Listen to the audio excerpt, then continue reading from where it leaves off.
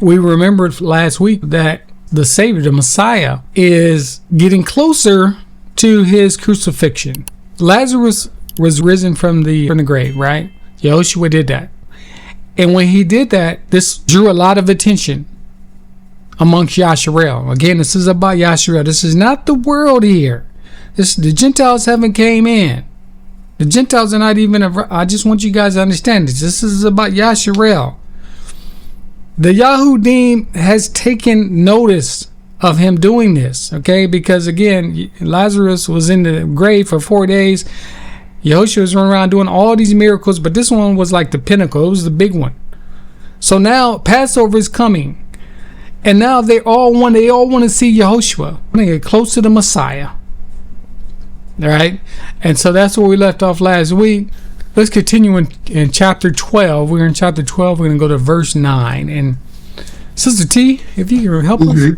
Much people of the Yahudim therefore knew that he was there, and they came not for Yahoshua's sake only, but that they might see Lazarus also, whom he had raised from the dead. But the chief priests consulted that they might put Lazarus also to death, because that by reason of him many of the Yahudim went away and believed on Yahudim. So the chief priests, we talked about this last week. The chief priest, there's the high priest and then there's chief priests, right? The chief priests are now consulting amongst themselves again. Now they're going to try to put Lazarus to death, or they want to put him to death, right? Because this thing has gotten out of control. Passover is coming, right? Remember last week it was only 6 days from Passover. So now they said, look, we need to get rid of Lazarus too. So that's why I said this was a big deal with this whole Lazarus thing. It says because that by reason of him, many Yahudim went away and believed on Yahoshua. That's what it should have been. They believed on the Messiah. They believed on the Messiah even more on Yahoshua. Right? And I want to say Yahoshua. Now there are people many of us out there that say Yahushua. Right? I say, and many of us say Yahoshua. We're going to get to that point as the Ruach HaKodesh continues to teach us. And I got brothers that say Yahushua. I have no problem. I want to do a video that shows you that we have excavated many reliefs that has Yahoshua. We even see Yahushua, and we see Yeshua as well.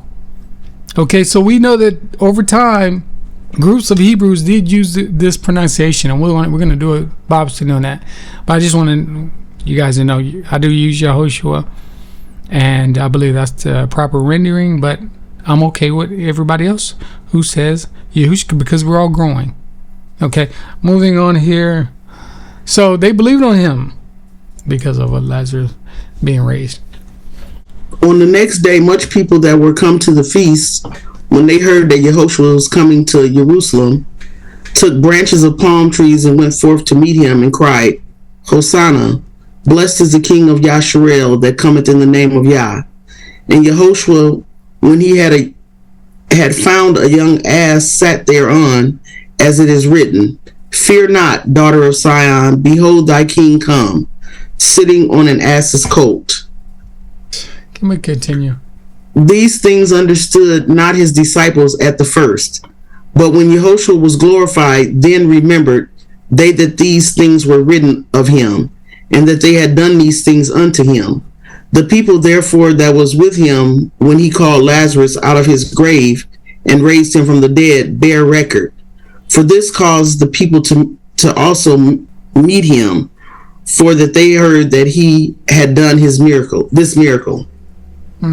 Praise the Most High. So, again, people that were there and actually saw Lazarus risen, they're bearing witness. What does that mean? They are right there saying, hey, we were there. We witnessed this. Okay, we saw him dead, and now he's risen. And now Lazarus is walking around. Think about this. Lazarus is walking around with them. Okay? Yahoshua, Son of the Most High, okay, is the Messiah. All right, moving on. The Pharisees therefore said among themselves, Perceive you how you prevail nothing? Behold, the world is gone after him. And there were certain Greeks among them that came up to worship at the feast. The same came therefore to Philip, which was of Bethsaida of Galilee, and desired him, saying, Sir, we would see Yahoshua.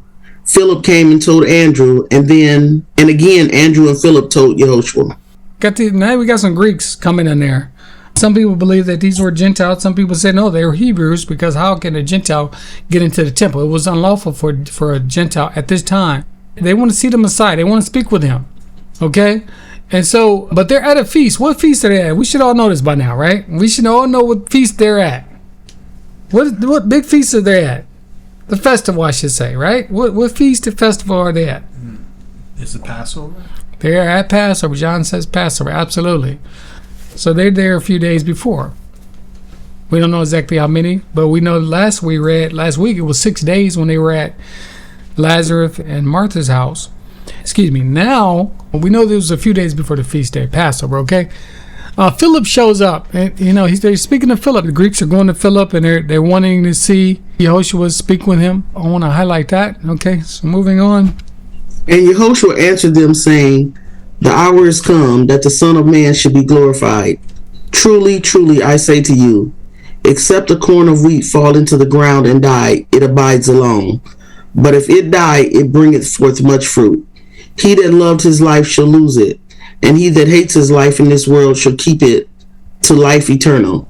If any man serve me, let him follow me. And where I am, there shall also my servant be. If any man serve me, him will my Abba honor. The hour has come that the Son of Man should be glorified. What do you guys think that means?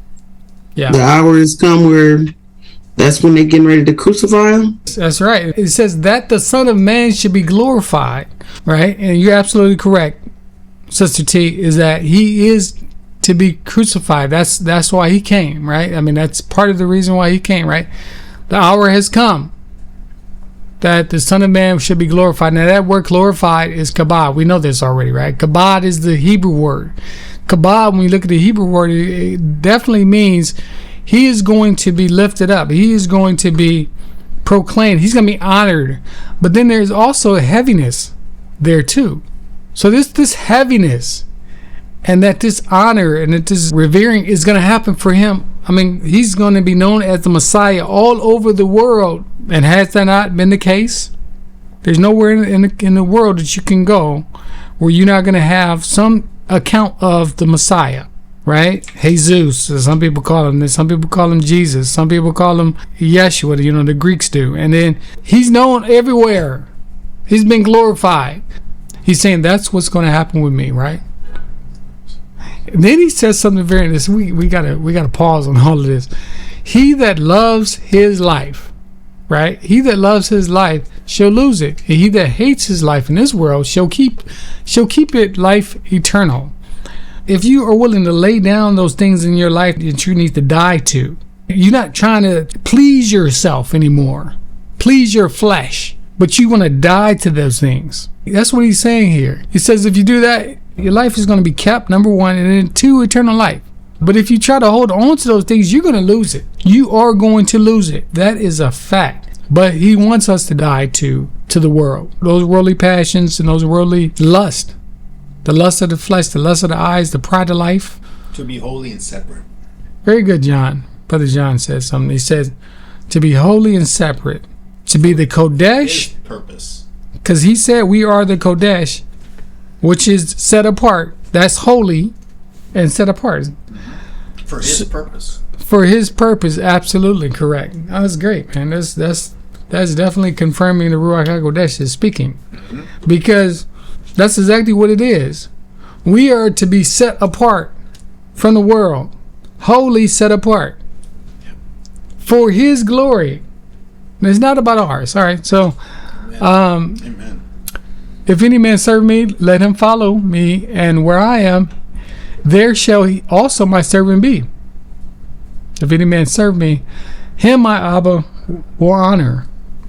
All right, moving on. Sorry about that. No, now is my soul troubled, and what shall I say?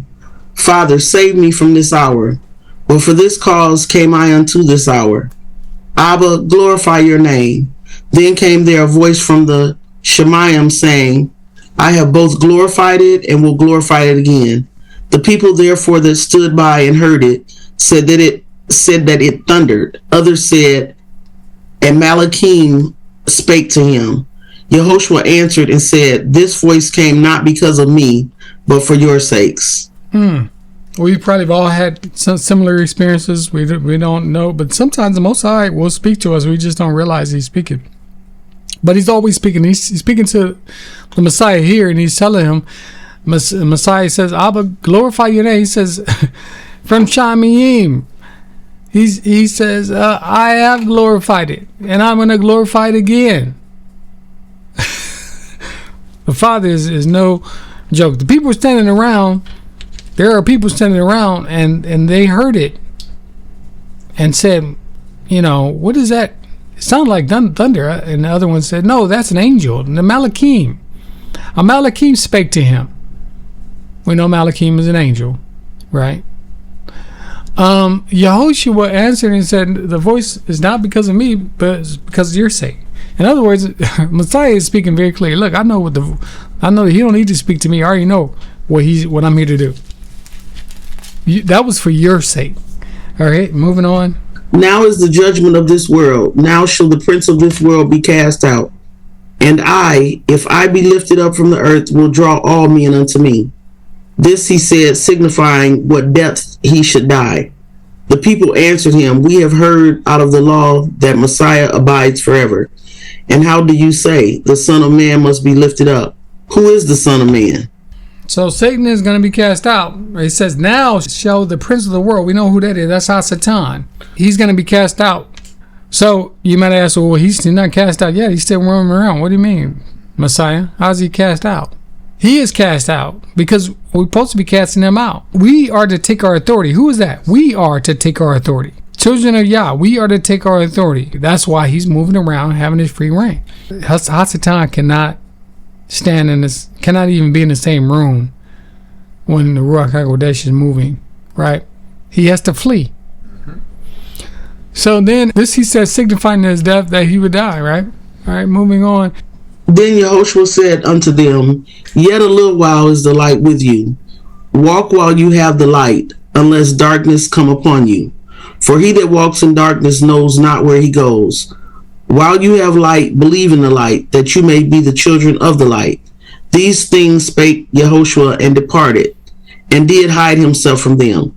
But though he had done so many miracles before them, yet they believed not on him, that the saying of Isaiah the prophet might be fulfilled, which he spake, Yah, who had believed our report, and to whom has the arm of Yah been revealed. All right. Talking about Isaiah there. This is literally being fulfilled. Isaiah spoke this, hundreds of years before the Messiah came. We talked about that last time we were together, but they're quoting from him, right? Saying that this prophecy was fulfilled. We spake, who believed our report? And to whom has the arm of Yah been revealed? Okay, we're moving down. He hath blinded their eyes and hardened their heart, that they should not see with their eyes, nor understand with their heart, and be converted, and I should heal them. These things said, is that you said Isaiah? Yes, Isaiah. When he saw his glory and spake of him.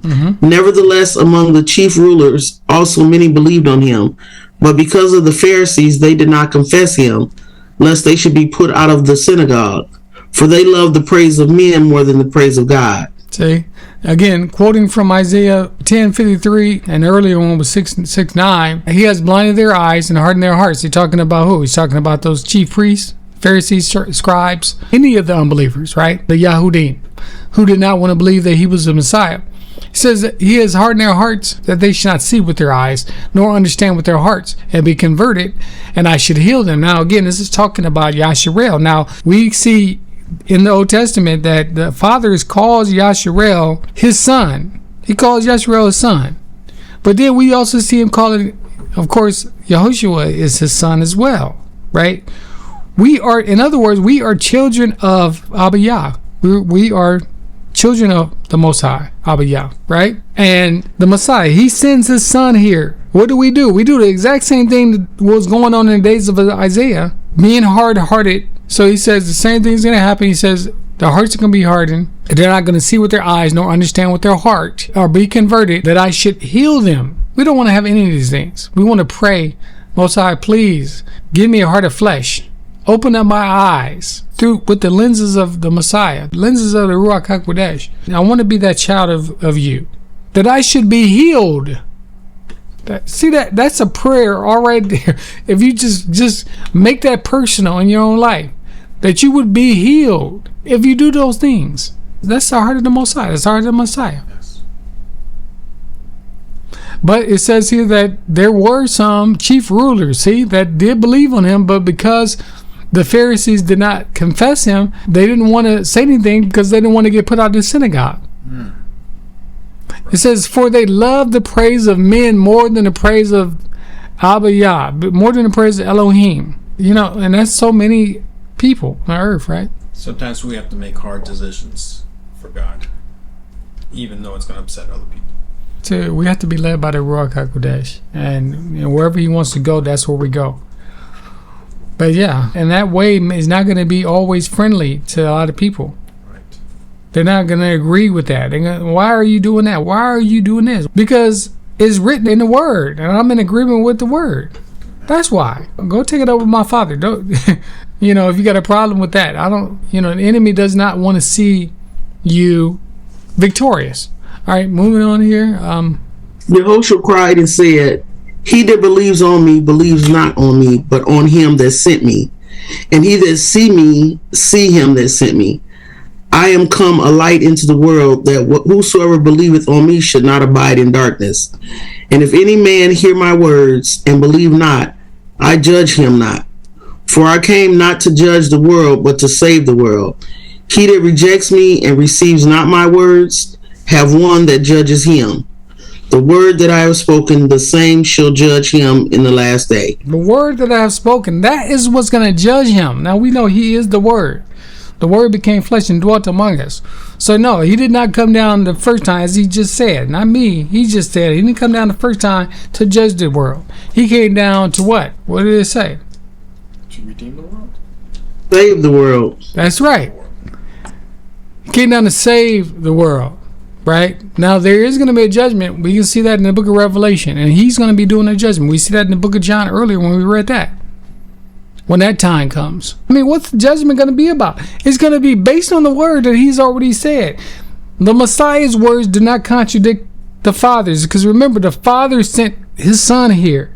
He says, it's not what I do. What he said at the top, he says, he that believes on me believes not on me, but him that sent me. See, this is the part that you get mixed up. You see me, you see the Father. Yeah, and you get this mixed up a lot of times in a lot of different congregations, especially a lot of different type of churches and religions. They don't want to grasp, they don't want to deal with this about what the Son is saying. He says, he doesn't believe on me, but on him that sent me. It's the Father that sent his Son to do this work that he's doing. So when you hear the Messiah speaking, you are literally hearing the Father's, the instruction that he has told his Son. You're literally hearing from the Father when you're being judged. When we're all going through a judgment, that is what is going to happen. Is that he's going to base it off what he's already told you in the Word. He's not going to make something new up. He's going to give you exactly what he told you in the Word. And anybody have any questions, anything they want to add to this? All right, take it away. Elohim is a God of order. So if it comes down from the Father to the Son to us, that's how he always works. Similar to that. Not always, but in this case. I'm sorry. Salak, we'll say that one more time, please. So God is a God of order. Mm-hmm. So it's always the Father sending his Son, or speaking to his Son, and the Son obeying his Father, as to an example for us in this world to also be order. He doesn't always do that. The Father sometimes comes down and does his own speaking. We just read it in the last few verses we read where he spoke the Father, the Most High. Yes. Spoke. Yes. He spoke. People were like, was that thunder? He said, I have glorified my name and I'm glorified again. The Father speaks throughout the word as well. But what I'm saying is that the Messiah is delivering the word that the Father gave him to deliver. He just said it. He that rejects me and receives not my words have one that judges him. The words that I have spoken, right? The same shall judge him in the last days. Wow. All right, moving on. For I have not spoken of myself, but the Abba which sent me. He gave me a commandment, what I should say and what I should speak. Now that his commandment is life everlasting, whatsoever I speak, therefore, even as the Father said to me, so I speak. So he's speaking to the people, and he's letting the people know, look, I'm making it very clear to you who I am. I'm the Messiah. Remember, Moses said that there's another one that's going to come. He's going to have this authority. He's going to speak these things, directly from the Father. That's the Messiah. We have been looking for the Messiah for years, thousands of years, almost 1,000 years, for a long time. Okay? He appears, right? He appears. He's saying, look, the Abba sent me. He's making it very clear. Abba sent me. What did he do next? He gave me a commandment. What is that? What I should say. Then what? And what I should speak. And I know that his commandment is life everlasting. Whatsoever I speak, therefore, even as the Father said to me, so I speak. Is making it very clear. You don't have to try to make a religion out of this, like a lot of people do. They try to make a religion out of this. Just stop trying to change the word. Just read the word. But again, it's the Yahudim who are the servants of the Most High. Yasharel are the servants of the Most High. We are the one that this resonates with, and we get this clearly. And that's not to boast or anything, but this is common sense. Yes, but why do so many religions call Jesus a prophet and not say upon that everything he says comes from the Father? Yeah, he is definitely a prophet, and whatever comes out of his mouth is from the Father. Absolutely, he's both. He carries the gift of prophecy, carries the gift of healing, teaching. You name it. He carries all the gifts. He has the Ruach HaKodesh. He has all the gifts. Yes. There's not any gift that he lacks. So yes, he is a prophet as well. But they stop at that. Unfortunately, a lot of religions and just view him as a prophet and not God. Exactly. They get to making up stuff because they don't know the history. They don't do enough research. And again, a lot of them, many of them, probably all of them that's spewing that stuff out, they were never even called to teach those type of lessons. They're just doing it on their own. Yes. Most High has nothing to do with that. Closing there. Anybody have anything they want to add before we close? Questions? Family, thank you for tuning into the channel. If you got anything out of this topic, please don't forget to subscribe, like, and share as we continue to spread the truth. It definitely helps us to grow the channel. May the Most High bless you. And as always, shalom, shalom.